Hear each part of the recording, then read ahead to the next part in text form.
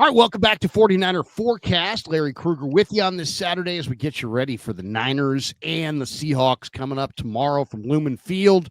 And who better to talk about it than our buddy Dave Softy Mahler from KJR Radio. And Gary's driving around listening right now. Gary and I had some amazing segments with Softy through the years, including Radio Row at the Super Bowl. We took a picture. Softy, good to see you. Good to hear you, man. How are you? How's old Gary doing? Is he wearing diapers yet? Is he in the old folks home yet? How's he doing? He is retired and spending time with his beautiful family and enjoying life, I'm sure.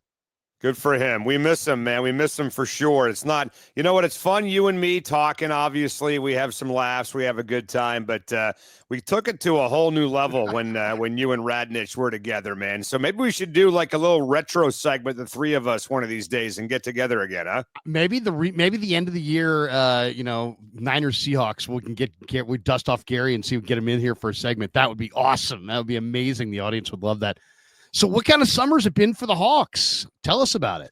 I think it's been a pretty good summer. It's been kind of boring, to be totally honest with you. Really? I mean, this has been one of the more uneventful training camp preseasons I think the Hawks have had in a long time. I think that's kind of a good thing, right? There's no real drama, you know? I mean, you guys had some drama with some wide receivers and contracts and things like that down there in the Bay Area, and we've had really none of that. I mean, there's been no major controversy at all coming out of Seahawks camp, which sucks for radio, right? It's been boring as hell for us on the air in Seattle. You know, you got a head coach in Mike Macdonald who, you know, look, we love him as a guy. We think he's going to be a very good coach for the Hawks, a great defensive mind, but he's got the personality of this microphone that I'm talking on right now. There's just nothing there with him whatsoever, man. I mean, honestly, Larry, we kind of stopped playing some of his press conferences because there really is never anything there to even really dive into. So we just said the hell with it. So it's been real boring. I think that's kind of been a little bit of a microcosm of what the season's going to be all about for the Seahawks, to be totally honest with you. I think we're going to see a team that if you're a betting man, you should play the under in every single game they play. They're going to try and do what Pete Carroll tried to do for all those years in Seattle, run the ball and play great defense, right? You know, they went out and they spent some money on the offensive line with their draft capital, with Gray Zabel as the highest drafted guard since Steve Hutchinson way back in, the early 2000s. They went out and got, obviously, a new quarterback in Sam Darnold. They don't have as much at wide receiver as they used to have. They got kind of more of a running guy at coordinator and Clint Kubiak, who you guys had down there, obviously, as a coach in San Francisco for a while. So I think you'll see this football team get back to their roots, which is running the ball and playing great defense, and we'll see if it works. Yeah, no, there's a lot of change there for sure, and you guys get Sam Darnold. When you first heard that they were going this route and they're going to say goodbye to Geno and go after Darnold, right? Some people are like, man, they've downgraded. I don't look at it that way. I kind of think that, they had surfed the Geno wave as far as they could, and I think Darnold has more upside, and Darnold's younger. I think Darnold represents potential growth, but there's other people that are like, no, the Hawks blew it. They took a step back at the quarterback spot. What was your take initially? Has it changed since you've seen Sam this summer? Well, we only saw Sam play one drive in the preseason, right? So I don't know what anybody could have possibly seen that's made them change their mind about Sam Darnold in the preseason. But I'm with you. I mean, I see a guy that was much better in the red zone a year ago than Geno Smith was. I mean, the amount of turnover-worthy plays that Geno Smith had, the amount of turnovers, period, that Geno Smith had, especially inside the 20. I'm hoping those get cleaned up a lot this year by Sam Darnold. But I'm also not expecting Sam to have the year that he had a year ago either for Minnesota. You can't just ignore the guy's first 5-6 years, whatever it was, in the NFL. He had a passer rating in the mid-70s and then pops for over 100 for 1 year with Minnesota. Plays a bunch of games at home in the friendly confines of U.S. Bank Stadium on a playoff team with pretty damn good talent around him. He fell apart in the last couple games of the year, obviously, but look, I mean, he's going to be asked to carry his, the load in Seattle, right? I mean, his deep balls were very good a year ago.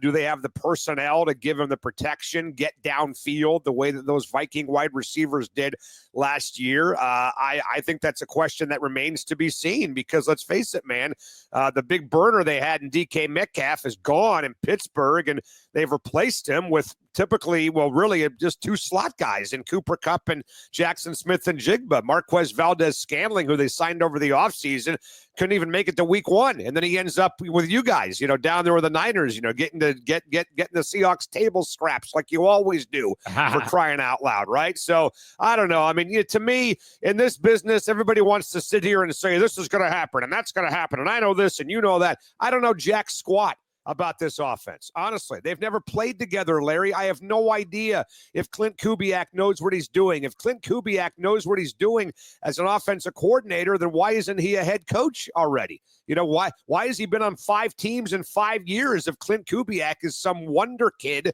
who knows what he's doing when it comes to offense? I will tell you this. We talked about Mike Macdonald's personality. Clint Kubiak has 0. I mean, he's got none. I mean, my God, talking to that guy when he came to Seattle, I'm like, holy cow, whatever personality trait hit the Kubiak family, just skipped right over that dude because he has got 0 going on behind the wheel. So I don't know if he's got, that it factor to be a head coach in the NFL, that personality, commanding a room the way you need from head coaches in the NFL. But can he run an offense? Well, we're going to find out pretty fast, man. He's not the most exciting orator. I agree with you, but let's go back to the brass tacks on this thing, which is You guys last year were 28th in the NFL running the ball. Nobody ran it less. Nobody ran it less effectively. Right. You needed to make a change. You bring in Kubiak. Right. I've watched the preseason games for you guys. Which I don't normally do, but you're the one team the Niners were playing in week 1. So I'm like, you know what? I'll check them out. I've got the NFL Plus, and I can do it in like 25 minutes. Oh. You know what? You guys are running the heck out of the football. 5 yards a carry in all 3 games. You gashed the Chiefs for like over 250 yards. So, Dave, you got to like what you're seeing in this run game. Is the preseason absolutely just cannot be analyzed, or do you think they carry some momentum out of it?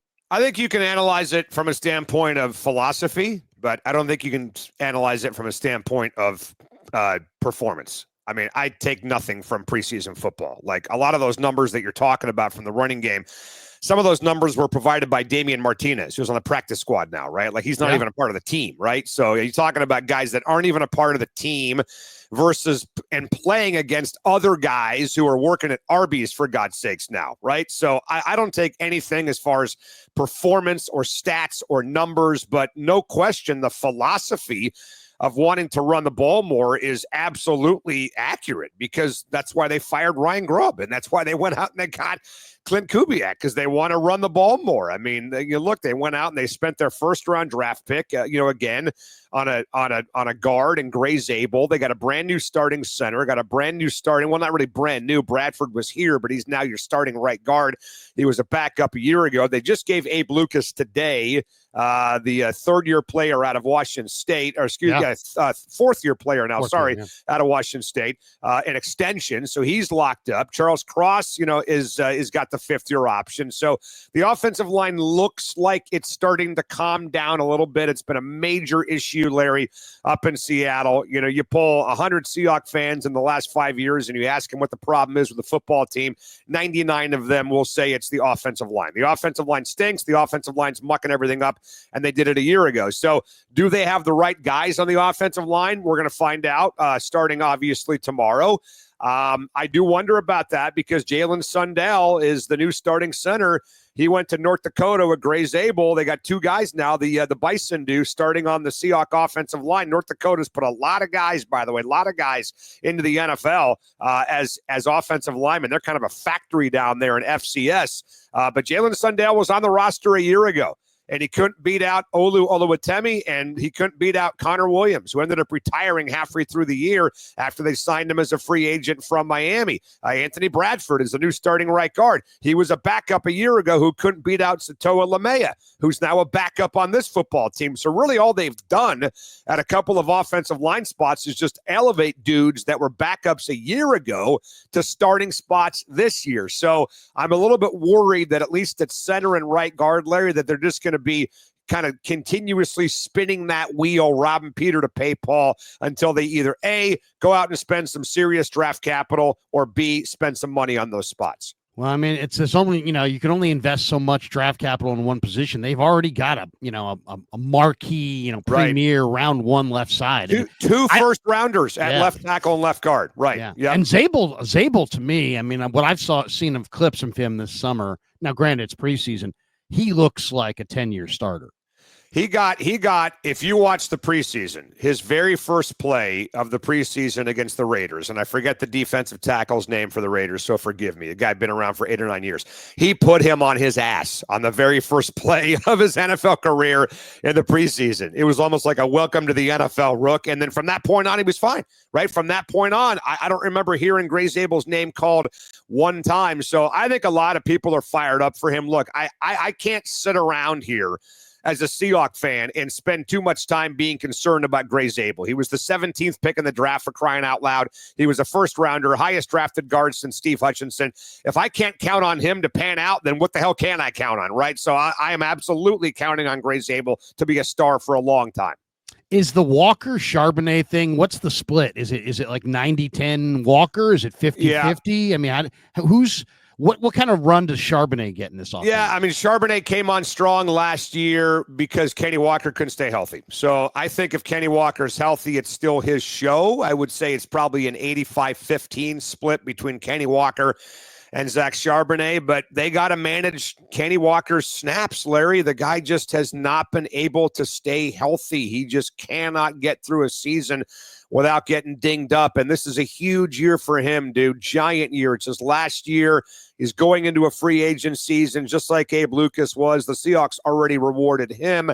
I don't know if they're going to reward Kenny Walker, man. I mean, spending money on running backs in the NFL sometimes feels like a big waste. I'd rather go out and spend the money on my offensive line, to be totally honest with you, and then just find whoever to run the ball. If you've got a special talent like you guys do in Christian McCaffrey, that's a different animal, right? Because McCaffrey touches the ball like 30 times a game, for crying out loud, catches, runs, the whole thing. So Kenny Walker can be that guy because he does catch and run, and he's very versatile. He just can't freaking stay healthy. So I think you'll see them manage his snaps early in the year. He was already banged up during training camp. Didn't play a lot in the preseason, but from what I saw from Zach Charbonnet, I was actually pretty surprised, man. I saw him run the ball a year ago. I'm thinking, damn, where did that come from? So he looked like a totally different running back a year ago versus when he first showed up here. So I like their depth, but again, like anything, they got to stay healthy. The matchup I'm looking for tomorrow is the Niners have a rookie slot guy in Upton Stout, and he's going up against one of the best of all time in Cooper Kupp. How's Kupp look this summer? How is he done, or is he was he just taking a nap there at the end in LA? Well, just look at his numbers. Look at his numbers when he's healthy, right? I mean, same thing with Kenny Walker. I mean, maybe even more so for Cooper Kupp than Kenny Walker. But I'm looking at Cooper Kupp's numbers the last 3 years. He's only played in 31, 32 games. But I mean, the guy's got 17 touchdowns. He's got, 2,000 yards receiving. In those games, he's got 190 catches. I mean, when he's healthy, he's fine, right? There's no problem with Cooper Kupp's ability as a pass catcher or a route runner. I mean, you know this, that Cooper Kupp might be one of the best route runners we've ever seen out of the slot in the NFL, right? I mean, he's unbelievable. The problem is for the Seahawks is that they're redundant with him and Jackson Smith and Jigba. I mean, look at how many snaps in the slot Cooper Kupp and JSN took a year ago. I think they were both in the top 5 at their position for receivers with 75 targets or more. They were both up there in the top 5 of slots or snaps in the slot a year ago. So I don't know if they have a true outside threat on this football team, Larry. Don't know if they have a true X receiver on this football team. The rookie Torrey Horton from Nevada is going to get the first crack at that, but he's not DK Metcalf. He's 6'1". He's not 6'4", 235 pounds. So I think there's a lot of redundancy with the wide receivers, but I think you're right for the game this weekend. Going after that Niners secondary is absolutely going to be something you'll see the Hawks try and do. I just don't know if you'll see much of it on the outside versus the inside. I'm very curious to see how many times they even throw to the outside in this game tomorrow. Schneider, I think, is one of the better GMs going. And he always seems like he's replenished this team on the fly. I mean, it's right. He's done a really nice job, I think. Now, there are people that are critical, whatever. What do you think of Arroyo, the Miami tight end? A lot of people at the Senior Bowl said, man, this guy's like a receiver. Yes. Is he a big part of what they do? He's the reason why Noah Fant got released, period. End of story, right? I mean, it's just like Torrey Horton is the reason why Marquez Valdez-Scantling got cut, and Elijah Arroyo is the reason why Noah Fant got let go. They had to upgrade that spot anyway, and they went out and got Arroyo out of Miami. And if you just watch him play college football and did not know he was a tight end, I think you would think he's a wide receiver, right? I mean, that's how he plays. He runs routes like a wide receiver. He catches like a wide receiver, but he can also block, right? I mean, he is an unbelievable specimen. Just standing next to him, Larry, I've never really imagined what you look like with your shirt off, but I would assume it's the exact opposite. Don't do that. The exact opposite of what Elijah Arroyo looks like. The guy is a freaking stud. So, I mean, he's your number one tight end, dude. The guy's never caught a pass in the NFL, and they are counting on him to be their number one tight end from the start. So there is a lot of hype around here for the kid from Miami. Oh, he's got a lot of talent. I took a late flyer on him in my fantasy team. I also have JSN because I think Jackson Smith and the Jigba is going to should have a monster year this year. I mean, any way you slice it, he should have a really big. Well, here's the thing. Here's the thing about JSN. So he should have a big year, but there's also a reason why he won't have a big year. And the answer to both questions is the same answer. It's DK Metcalf.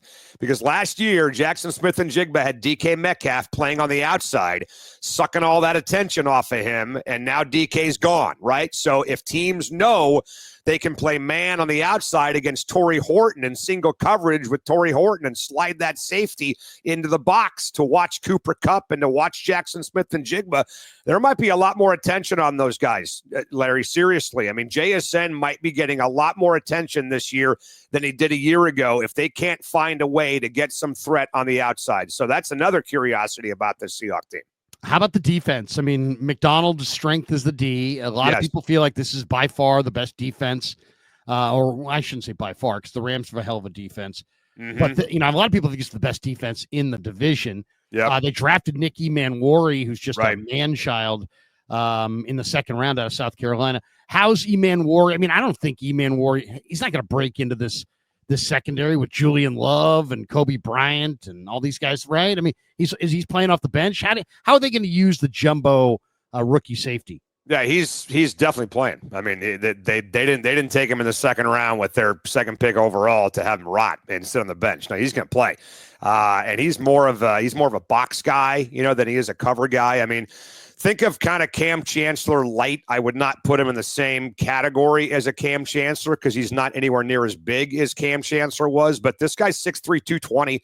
He can play the edge. He can play outside linebacker. He can put a hand on the ground. He can play the box. He can play the outside. He can play deep. He can play up top in the line of scrimmage. So you're going to see him moved around all over the place. I don't know, honestly, if the Seahawks have ever had a guy like this on their defense, like Nick Emanwari, who can do all the things that he can do. The question is, what does he do elite? Is he really good at everything, or is he elite at one or two things, right? Like when they had Jamal Adams here, Jamal Adams was good at one thing, and that was blitzing. Right? When you blitz 100 times a year, well, no kidding, you're going to get 10 sacks when you blitz 100 times a year. So I'm curious to see what they do with this guy and how they use him, but he's absolutely going to play. The defense is going to be lights out. They were phenomenal in the second half of the year. They added Nick Eamon-Warry. They went out and got DeMarcus Lawrence from the Cowboys to provide just some depth on the outside. The guy's 32 years old, so they're going to have to limit his snaps as well. The secondary with Julian Love and Tariq Woolen, guys like that back there, looks solid. Ernest Jones, ever since he showed up from the Rams a year ago at the trade deadline, the defense kind of took off. A lot of people actually credit him, by the way, Larry, Ernest Jones, with the defense taking a big step in the right direction. And this is exactly what Mike Macdonald's defense did in Baltimore. Go back to his first year as the DC in Baltimore. They stunk for the first half of the year, and then bang, they took off in the second half of the year because this is a complicated system. It's a system that relies on a buttload of communication. Lots of talking, lots of hand signals, lots of communication going back and forth. And it took these guys a couple of months to kind of get that down. And once they did, oh, dude, this thing blew up. So there's two things I feel pretty comfortable saying about this Seahawks football team, Larry. Number one, the defense is going to be really good. And number two, play the under in every game they play starting tomorrow. Every game. No, I agree with you. And I love the under as well in this game. Why? Because the Niners are going to try to run the ball to protect their young defense. Seahawks, are trying to reestablish the run. Yep. I think this is each team would probably have about 7 possessions in this game, maybe 8. Right. And I think this is a shortened game. To me, this is a 20-17, 17-14, 21-17. It's that kind of a game, and it's going to be a battle. It's going to be super, super physical. 2 last thoughts on your way out. Yep. One, Macdonald. Yes. On Christmas night, maybe one of the reasons Schneider and the Seahawks wanted Macdonald is he absolutely shut down Brock Purdy and the Niners on Christmas night a few years ago with the Ravens. And he did it, Dave, by this great, unique game plan where he blitzed his off. The Niners were running a lot of condensed formations. He blitzed his slot corner and dropped guys into the middle of the field and just read Purdy's eyes. Mm-hmm. And they got 3 picks, a couple off tip balls, and they won the game going away. What wrinkle? I mean, you've been watching this team and you know the matchup. What do you think? What's Macdonald going to try to do to the Niners tomorrow? Yeah, well, I think they want to make life a living hell for Brock Purdy. End of story, period, right? I mean, the guy's got a brand new contract. He thinks he's the cock of the walk. You guys think you have a potential Super Bowl caliber quarterback on your hands? At least some people do down there. Some people I know down in your area think the guy's a bum, by the way, and you totally overpaid for him, right? So we're going to find out a lot, I guess, starting tomorrow. But they want to make his life miserable. They're going to come after him. There is no question about that. I mean, Josh Jobe is a new starting corner for these guys who looks phenomenal. Devin Witherspoon, in the nickel is going to be blitzing his brains out this year. So watch out for that as well.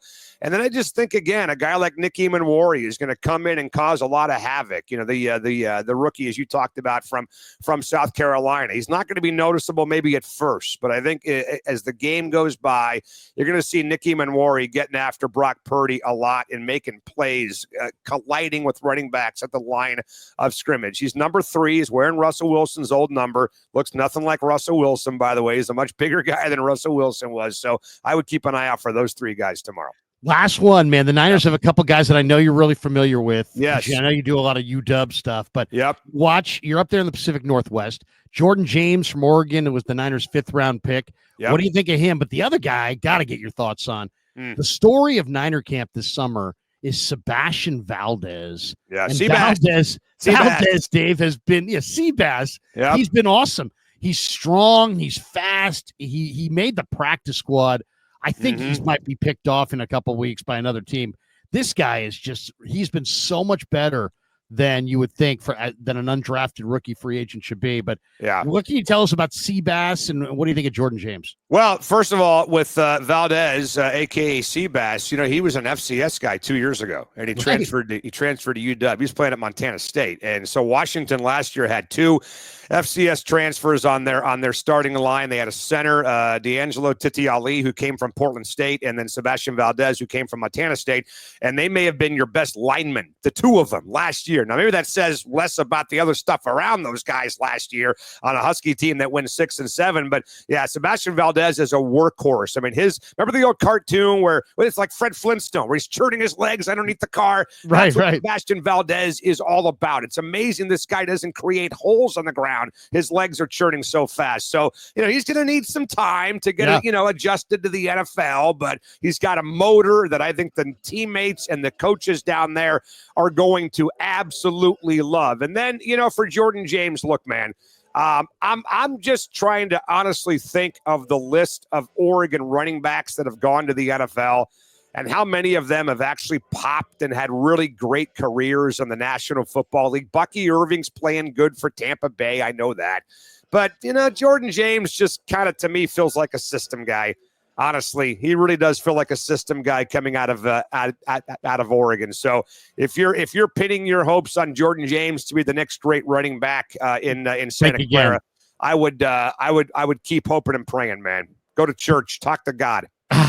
Dave, enjoy the game tomorrow. I'd say good luck, but I don't mean it. And, of course, a big game for week 1, huh? Holy cow. I think this is one of the better. First of all, anytime the Niners and the Hawks get together, it's a bloodbath. Russell was 17-4. Yeah. He owned the Niners. Right. Brock Purdy's never lost in Seattle. Right.